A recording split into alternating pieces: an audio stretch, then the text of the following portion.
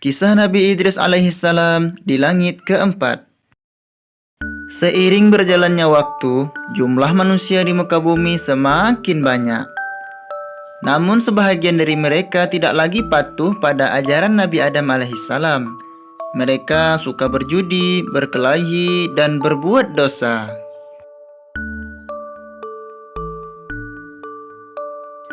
Nabi Idris alaihissalam adalah nabi kedua yang ditugaskan Allah untuk membimbing umat manusia. Nabi Idris alaihissalam sangatlah taat pada perintah Allah, sehingga membuat malaikat Israel pun kagum kepadanya.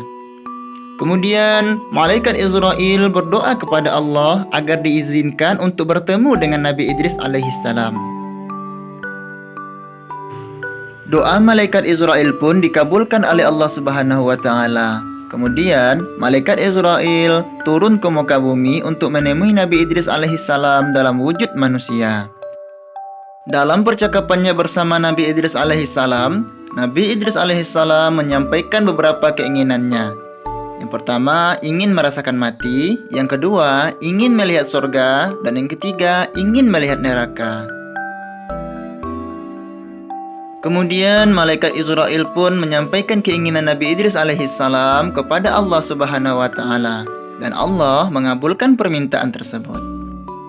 Pertama-tama, malaikat Israel pun mencabut nyawa Nabi Idris sembari memperlihatkan betapa mengerikannya mati dan saat sakaratul maut. Kemudian malaikat Israel pun membawa Nabi Idris alaihissalam menuju neraka. Tempat tersebut sangat menakutkan karena neraka adalah tempat bagi orang-orang yang suka berbuat dosa. Setelah itu, Nabi Idris alaihissalam dibawa oleh malaikat Israel untuk melihat surga.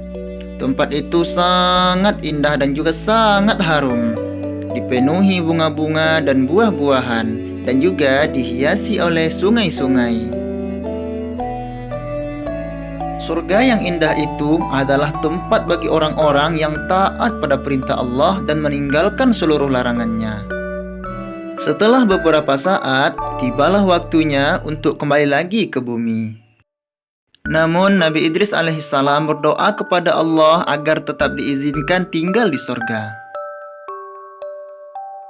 Allah Subhanahu wa taala yang Maha Pengasih dan Maha Penyayang kepada hambanya yang taat padanya. Allah akhirnya memberikan tempat yang mulia di langit keempat kepada Nabi Idris alaihissalam.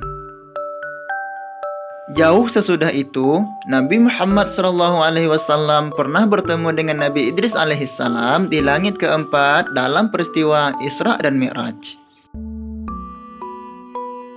Kisah tentang Nabi Idris alaihissalam ini telah Allah abadikan dalam Al-Quran, di antaranya dalam surah Maryam ayat 56 dan 57. Artinya, dan ceritakanlah hai Muhammad kepada mereka kisah Idris yang tersebut di dalam Al-Quran.